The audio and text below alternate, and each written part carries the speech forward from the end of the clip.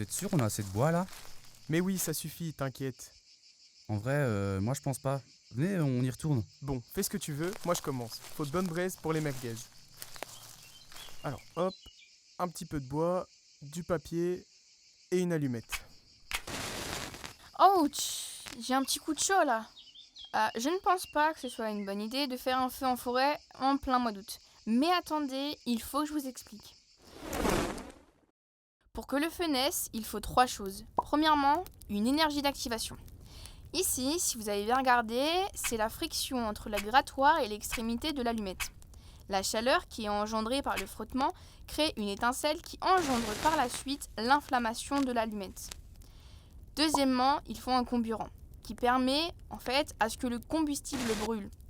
Il est naturellement présent puisque l'air contient déjà du dioxygène. Et enfin, il faut un combustible. C'est quelque chose qui brûle. Dans notre cas, c'est l'herbe sèche de la forêt qui va se consumer.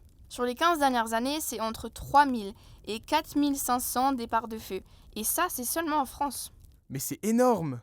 Et oui, c'est à peu près un feu toutes les 2 minutes. Je voudrais pas t'interrompre dans ton explication, mais t'as pas un peu chaud là? Oh que si, mais laisse-moi terminer. Avec les feux de forêt, il faut agir vite. Les 10 premières minutes sont déterminantes pour l'intervention des sapeurs-pompiers. Pour que vous compreniez bien, durant l'été 2016, dans les Bouches-du-Rhône, c'est 4800 hectares, 26 bâtiments et 33 blessés. Et ça, c'est pour 355 départs de feu.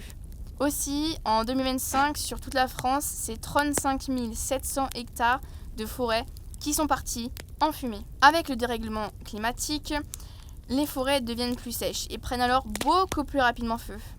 Le souci, c'est qu'en brûlant, elles dispersent dans l'atmosphère du CO2 qui contribue à son tour au réchauffement de la planète. Ah ouais, c'est un cercle vicieux là. Et comment on évite ça? Eh bien, regardons un petit peu les chiffres. Ce sont les humains, en fait, qui sont à l'origine de la grande majorité des feux de forêt. Comment ça, c'est nous le problème? Et oui, 9 feux sur 10 sont causés par l'homme. Pour éviter ça, comme tu le dis, il faut adopter les bons gestes, c'est-à-dire éviter les feux de camp, les barbecues et surtout ne pas jeter vos mégots dans la nature.